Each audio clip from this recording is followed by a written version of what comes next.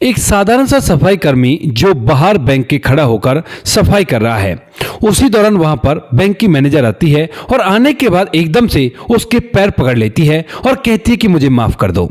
अब यह सब कुछ देखकर जो सफाई कर्मी होता है वह कहता है कि मैडम ये आप क्या कह रही हो, पैर मेरे छोड़ो। लेकिन यहाँ पर वह पैर नहीं छोड़ती है और कहती है कि पहले मुझे माफ करो, उसके बाद ही पैर छोड़ूंगी।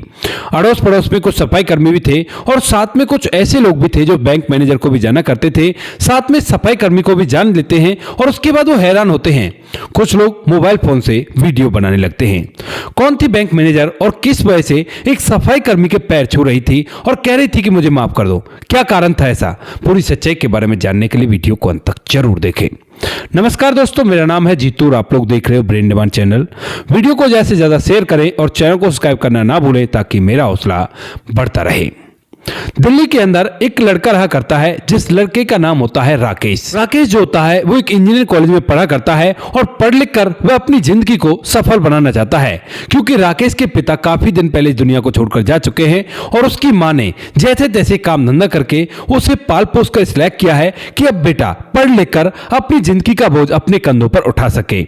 इसी वजह से राकेश बड़ा ही खुश होकर वहां पर एडमिशन लेता है और एडमिशन लेने के बाद वहां पर पढ़ाई लिखाई करके अपने जीवन को व्यतीत कर रहा था। लेकिन तभी अचानक से उसी कॉलेज के अंदर एक लड़की का एडमिशन होता है जिस लड़की का नाम होता है संगीता। संगीता जो होती है जब राकेश के साथ कॉलेज में पढ़ा करती है तो मन ही मन राकेश से प्यार करने लगती है, क्योंकि राकेश पढ़ने लिखने में काफी ज्यादा होशियार था। उसके बाद जब उससे प्यार कर बैठती है तो यहाँ पर वह अपने घर वालों से इस बारे में जिक्र करती है। लेकिन जब घर वाले ये सुनते हैं कि उसके पास ज्यादा कुछ नहीं है, एक छोटा सा मकान है, और इसी वजह से वह लोग मना कर देते हैं, क्योंकि राकेश के पास ज्यादा प्रॉपर्टी वगैरह नहीं थी। वह तो अपने जीवन को अपने हाथ से मेहनत करके जीने वाला था। तो जैसे वो मना करते हैं तो यहाँ पर जो संगीता है वो राकेश से कहती है कि राकेश तुम्हारे बिना मैं नहीं रह सकती, अब कैसे करे, घर वाले तो मना कर रहे हैं। तो उसके बाद राकेश चुपचाप रह जाता है। लेकिन तभी संगीता के दिमाग में एक बात आती है। वह सोचती है कि अगर हम दोनों कामयाब हो जाएं तो उसके बाद घर वाले कुछ भी नहीं करेंगे और उससे पहले हमें घर वालों को बताने की क्या जरूरत है। एक बार बता दिया तो कोई बात नहीं, उन्होंने मना कर दिया है तो वो लोग सोचेंगे कि अब लोग अलग रहा करते हैं। ऐसा सोचकर यहाँ पर जो संगीता है वह राकेश से कहती है कि राकेश तुम भी कामयाब हो जाओ और मैं भी कामयाब हो जाती हूँ। उसके बाद दोनों दिल लगाकर पढ़ाई लिखाई करते हैं और पढ़ाई लिखाई करने के बाद जो राकेश होता है वह तो एक कंपनी में इंजीनियर बन जाता है। इधर जो संगीता होती है वह अपनी पढ़ाई लिखाई को करने के बाद एक बैंक में नौकरी लग जाती है। अब वह बैंक में नौकरी लग गई थी और उसके बाद अपने पैरों पर भी खड़ी हो गई थी। तो इसके बाद वह अपने घर वालों से राकेश से शादी करने के लिए बोलती है और घर वाले मना भी करते हैं। लेकिन तभी संगीता चूंकि अब बालिग हो चुकी है और कोई भी दिक्कत नहीं है, वह अपने पैसे कमाया करती है और अपने पैसों से अपने जीवन को जिया करती है।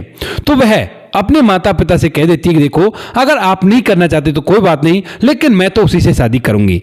ऐसा कहकर वह अपना घर छोड़ती है और घर छोड़ने के बाद सीधा राकेश के पास पहुंचकर उससे शादी के लिए कहने लगती है। राकेश जो होता है वह इस बात को देखकर कहता है कि ठीक है संगीता, अगर ऐसी बात है तो हम लोग एक साथ शादी कर लेते हैं। शादी करने के बाद ये लोग वापस से अपने घर जाते हैं, यानी कि जो राकेश है वह संगीता को अपने घर ले जाता है। घर काफी छोटा था और इसे देखने के बाद संगीता को अजीब सा तो महसूस हुआ था, लेकिन फिर वो अपने प्यार की तरफ सोचती है और सोचती है कि ठीक है प्यार तो है ना, घर से क्या है, घर तो हम बाद में कमा कर भी बड़ा बना लेंगे। ऐसा सोचकर वह उस घर के अंदर रहने लगती है। इधर जो संगीता की सास होती है, यानी कि राकेश की जो माँ थी, वह जब देखती है कि उसकी बहू घर के अंदर आ गई है और वह नौकरी लगी हुई है तो वो बड़ी खुश होती है और अपनी बहू को अच्छे से वेलकम करती है। संगीता अपनी सास के साथ हंसी खुशी उस घर के अंदर रहने लगती है, साथ में बैंक की नौकरी भी किया करती है और इधर जो राकेश है वह इंजीनियरिंग किया करता है। संगीता के जो घर वाले होते हैं जब वो देखते हैं कि उनकी बेटी ने ऐसे ऐसे शादी कर ली है तो उसके बाद बुरा तो उन्हें बहुत लगता है, लेकिन वो कर भी क्या सकते थे, क्योंकि बेटी बालिग थी और उसने अपनी मर्जी से किया था जो कुछ भी उसने किया था। इस बात को देखकर वह चुपचाप रह जाते हैं और धीरे धीरे समय बीतने लगता है। बीतते बीतते इन बातों को लगभग 7 साल बीत जाते हैं और 7 साल बाद अचानक से जब संगीता की प्रमोशन होती है तो प्रमोशन के दौरान जो संगीता है वह हेड ब्रांच में जाती है और जब वह हेड ब्रांच में जाती है तो हेड ब्रांच के दरवाजे पर ही उसे यहाँ पर जो राकेश होता है वह झाड़ू लगाता हुआ मिलता है। अब जैसे वो उसे देखती है तो देखने के बाद हैरान हो जाती है और सोचने लगती है कि ये यहाँ पर क्या कर रहा है, क्योंकि ये तो अच्छा खासा इंजीनियर था और यहाँ पर ये इस तरह से क्यों।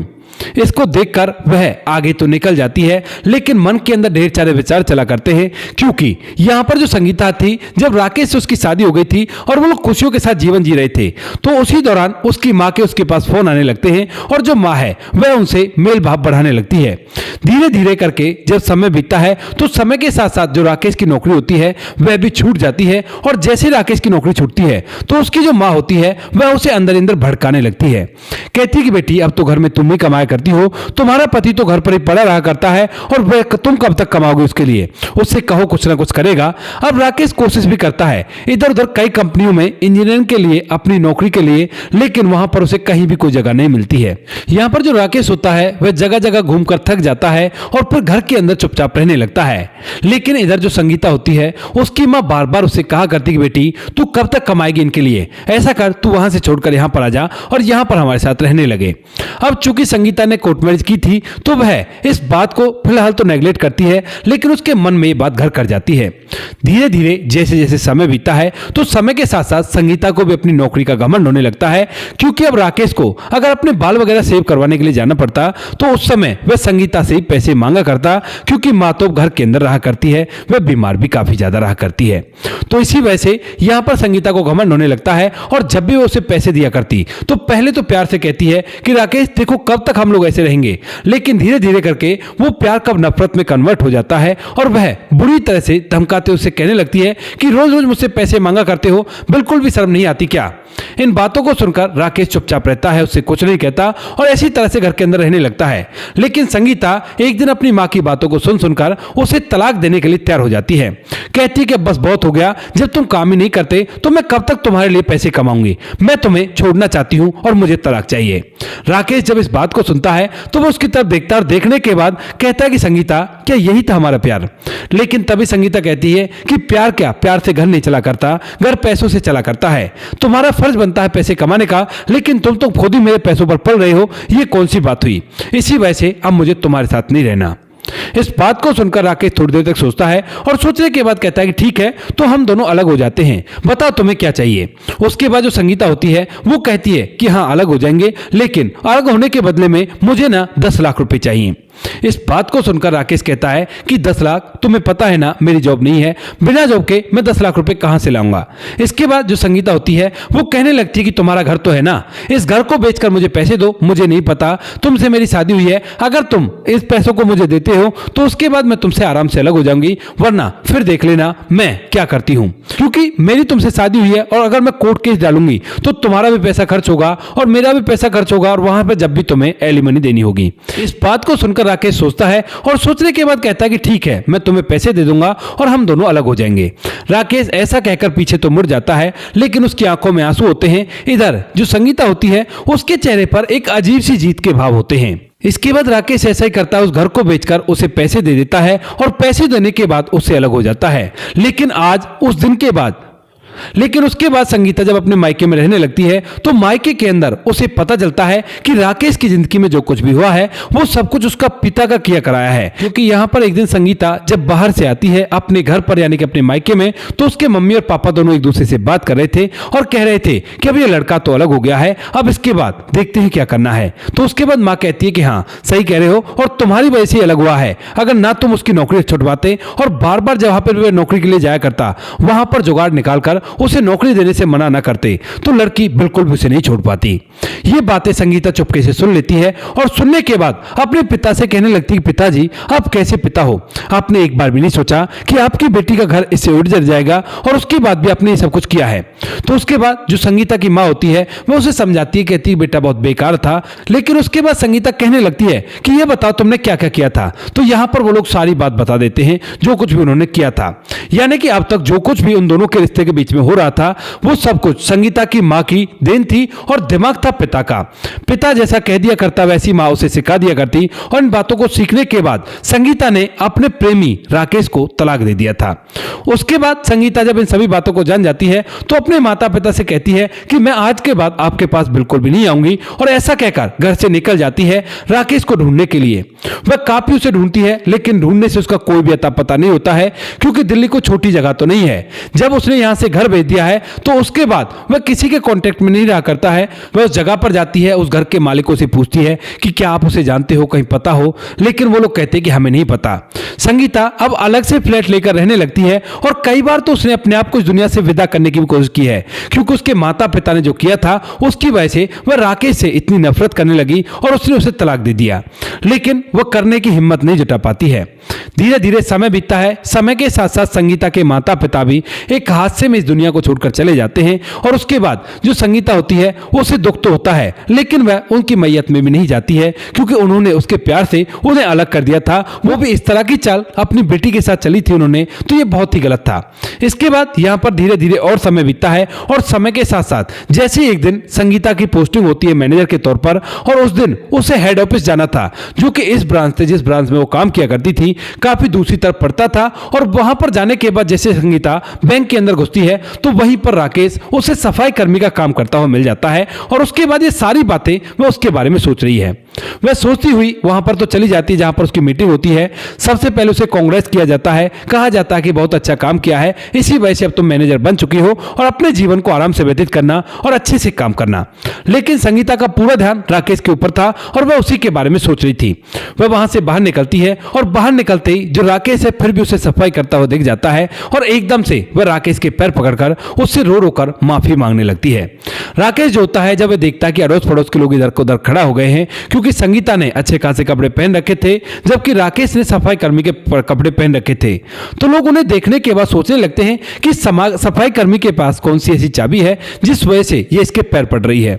वो लोग जिज्ञासु भरी निगाहों से उसकी तरफ देख रहे थे और साथ में कुछ लोग इस बात का वीडियो भी बना रहे हैं। अब इन सभी बातों को देखने के बाद जो राकेश होता है वह संगीता को कंधों से पकड़कर खड़ा करने लगता है, कहता है कि मैडम पैर छोड़ो, इस तरह से मत करो, लोग देख रहे हैं, तरह तरह की बातें बनाएंगे। लेकिन संगीता जो होती है वो कहती है कि मुझे फर्क नहीं पड़ता कि लोग देख रहे हैं या नहीं देख रहे, मैंने गलती की है और उस गलती की तुम्हें मुझे माफी देनी होगी, तभी मैं तुम्हारे पैर छोड़ूंगी।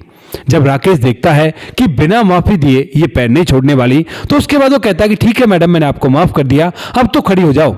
उसके बाद जो संगीता होती है वह खड़ी हो जाती है, लेकिन कहती है कि राकेश तुम्हें मेरे साथ चलना होगा। इसके बाद जो राकेश होता है वो कहता है कि देखो मैडम, मुझे बहुत काम है और अगर काम नहीं करूंगा तो खाऊंगा क्या। तो जो संगीता होती है वो कहती है कि क्या फिर से पैर पकड़ने होंगे क्या। तो राकेश कहता है कि नहीं मैडम, फिर से ऐसा तमाशा मत करना, चलो मैं आपके साथ चलता हूं, बताओ कहां चलना है। उसके बाद जो संगीता होती है वह उसे लेकर एक रेस्टोरेंट पर चली जाती है, जहां पर एक टेबल पर दोनों बैठते हैं। हालांकि रेस्टोरेंट में जब ये घुसता है तो सभी लोग देखकर नाक बूझ सिकोड़ने लगते हैं, लेकिन साथ में संगीता थी तो इसी वजह से सभी लोग चुपचाप हो जाते हैं, क्योंकि इसने सफाई कर्मी के कपड़े पहन रखे थे। वहां पर जाने के बाद संगीता इससे बात करती है। बातचीत के दौरान जो संगीता है वो बताने लगती है कि किस तरह से मेरे माता पिता ने मुझे मैनिपुलेट किया था और उसके बाद मैं तुमसे लड़ाई झगड़ा करने लगी, इसी वजह से हम दोनों अलग हुए थे और इसीलिए मुझे माफ कर दो। यहाँ पर जो राकेश होता है वो कहता है कि संगीता रहने दो, माँ काफी दिनों बाद अब तुम्हारा नाम लेना भूली है और मैं नहीं चाहता कि दोबारा से माँ तुम्हारा नाम लेने लगे, क्योंकि वो तुमसे बहुत ज्यादा प्यार किया करती थी। ऐसा कहते हुए राकेश की आंखों में आंसू आ जाते हैं, लेकिन वहीं पर जो संगीता होती है वह कहती है कि राकेश इस तरह से मत रो, वरना मैं अपने आप को इस दुनिया से विदा कर लूंगी, क्योंकि अब इस शर्म की गठरी को लेकर मुझसे नहीं जिया जाएगा। इस बात को सुनकर राकेश अपनी आंखों के आंसू पहुंचता है और कहता है कि कोई बात नहीं संगीता, जो हो गया उसे भूल जाओ और अपनी जिंदगी को आराम से जियो। यहाँ पर जो संगीता होती है वो कहने लगती है कि क्या हम दोबारा से एक साथ नहीं रह सकते। राकेश जो होता है वो कहता है कि नहीं संगीता, हम लोग एक साथ नहीं रह सकते। उसके बाद संगीता कहती है कि ठीक है राकेश, हम लोग एक साथ तो नहीं रह सकते, क्या अच्छे दोस्त तो बन सकते हैं। राकेश जो होता है वो इस बात को देखकर सोचने लगता है और उसके लिए भी मना कर देता है। संगीता कहती है कि ये तो तुम गलत कर रहे हो ना, हम लोग कभी एक साथ रहा करते थे, क्या इतना भी हम लोग बातचीत एक दूसरे से नहीं कर सकते। तो राकेश कहता है कि ठीक है कोई बात नहीं, अगर दोस्त बनना है तो दोस्त बन सकते हैं। संगीता जो होती है जब वह हामी भर लेता है दोस्त बनने के लिए, तो कहती है कि ठीक है तुम मेरे दोस्त हो तो मैं तुम्हें नौकरी लगाना चाहती हूँ, ये काम मुझे तुम्हारा अच्छा नहीं लगा और तुम्हें इंजीनियरिंग का काम ही करना होगा। राकेश कहता है कि अब कौन मुझे इंजीनियर की नौकरी पर रखने वाला है, काफी दिन हो गए हैं। लेकिन तभी संगीता कहती है कि उस बात की तुम चिंता मत करो, तुम ऐसा करो मुझे अपना कॉन्टैक्ट नंबर दे दो और उसके बाद मैं तुम्हें कॉन्टैक्ट करके वहां पर भेज दूंगी जहां पर तुम्हें जाना होगा। इसके बाद राकेश उसे अपना कॉन्टैक्ट नंबर देता है और संगीता ऐसा ही करती है। राकेश के लिए एक कंपनी में बात करती है जो कि उसके क्लाइंट थे, यानी कि जिस बैंक में वो काम किया करती थी उसी बैंक का क्लाइंट एक मैनेजर होता है जो कि कंपनी को चलाया करता है। और जब वह उससे बात करती है कि इस तरह से एक व्यक्ति है जो कि वैसे तो इंजीनियर है लेकिन आजकल वह सफाई कर्मी का काम कर रहा है, तो मुझे ये बात बिल्कुल भी अच्छी नहीं लगी है। तो उसके बाद जो मैनेजर होता है कंपनी का वो कहता है कि ठीक है आप उसे भेज देना, मैं उसे वहां पर नौकरी पर रख लूंगा। राकेश से संगीता फोन करती है, फोन करने के बाद उसे वहां पर भेजती है और जैसे राकेश वहां पर जाता है तो वह उसका इंटरव्यू लेता है और इंटरव्यू लेने के बाद जब उसकी नॉलेज देखता है तो नॉलेज देखकर दंग रह जाता है कि इतनी अच्छी नॉलेज वाले व्यक्ति को भला किसी ने नौकरी क्यों नहीं दी। वह कहता है कि ठीक है तुम कल से यहां पर काम करोगे, कोई भी दिक्कत नहीं है। राकेश जो है वहां पर काम करने लगता है और इस नौकरी का श्रेय पूरा के पूरा जो होता है वो संगीता पर जाता है। तो इसी वजह से जो राकेश है वह संगीता का धन्यवाद करने के लिए उसे फोन मिलाता है, क्योंकि आज पहली बार उसे लगा है कि उसके मतलब की नौकरी उसे मिली है। इसके बाद संगीता कहती है कि कोई बात नहीं, ये धन्यवाद नहीं है, ये तो एक एहसान चुकाया है, क्योंकि तुमसे मैंने तुम्हारा घर जो छीना था, कम से कम इस नौकरी से अब तुम्हारा जीवन तो अच्छी तरह से व्यतीत होगा। ऐसा कहकर वह उस बात को इधर उधर कर देती है और उसके बाद धीरे धीरे जब समय बीतता है तो समय के साथ साथ दोनों के फोन से एक दूसरे से बातचीत होने लगती है। और बातचीत के दौरान एक दिन जो संगीता है वह कहने लगती है कि राकेश क्या मैं माजी से मिल सकती हूँ। इस बात को सुनकर जो राकेश होता है वो कहता है कि ठीक है माजी से मिल लेना, कोई भी दिक्कत नहीं है और फलाने दिन तुम आ जाना। बढ़ते हुए दिन जो संगीता होती है वह उस घर पर पहुंच जाती है और वहां जाकर जैसे ही राकेश की जो माँ होती है वह संगीता को देखती है, क्योंकि राकेश की माँ बीमार पड़ी हुई है, तो एकदम से उसकी आंखों में आंसू आ जाते हैं और वो कहने लगती है बेटी कहाँ रह गई थी तू। अब इस बात को सुनकर संगीता की भी आंखों में आंसू आ जाते हैं। संगीता जो होती है उसे चुप कराने लगती है, कहती है कि माँ जी जो होना था वो तो हो गया, लेकिन अब इसमें कर ही क्या सकते हैं, सारी की सारी गलती मेरे माता पिता की थी। ये पूरी कहानी वह राकेश की माँ को सुनाती है। जब राकेश की माँ इस पूरी बात को सुनती है तो सुनने के बाद अपने बेटे राकेश को अपने पास बुलाती है और दोनों का हाथ पकड़कर एक दूसरे के हाथ में दे देती है। कहती है कि जो कुछ भी गलती हुई थी वो इसके माता पिता से हुई थी और राकेश और तुम दोनों एक साथ रह सकते हो, क्योंकि ये भी अकेली रहा करती है और तुम भी अकेले हो। अगर एक साथ रहोगे तो बहुत ही अच्छा रहेगा। यहाँ पर जो राकेश होता है वह चाहकर भी मना नहीं कर पाता, क्योंकि अब तक उसे महसूस हो गया था कि संगीता सच में उससे सच्चा प्यार किया करती थी, लेकिन वो तो बहकावे की वजह से सब कुछ हो गया था। उसके बाद राकेश और संगीता दोनों एक दूसरे से शादी करते हैं और शादी करने के बाद आज तक भी अपने जीवन को खुशियों से व्यतीत कर रहे हैं। यहाँ पर संगीता जो होती है वह राकेश की माँ का अच्छे से ख्याल रखा करती है, साथ में अपनी नौकरी को किया करती है। उन दोनों के बीच में केवल प्यार है और प्यार के अलावा किसी का भी कोई भी घमंड नहीं है। तो दोस्तों ये थी आज की कहानी। आपको जैसी भी लगी कमेंट सेक्शन में बता देना। वीडियो अगर अच्छी लगी तो वीडियो को लाइक और चैनल को सब्सक्राइब जरूर करें, ताकि हमें थोड़ा सा हौसला मिल सके आप लोगों के लिए ऐसी अच्छी वीडियो बनाने के लिए। इन कहानियों को सुनाने का उद्देश्य किसी को परेशान करना बिल्कुल भी नहीं है। ये कहानी आपको इसलिए सुनाई जाती है ताकि आप लोग इन कहानियों में से कुछ ना कुछ सीख सको और अपने जीवन में उस चीज को अप्लाई कर सको। मिलते हैं किसी नेक्स्ट वीडियो नए टॉपिक के साथ, तब तक के लिए जय हिंद, जय भारत, जय हिंदुस्तान।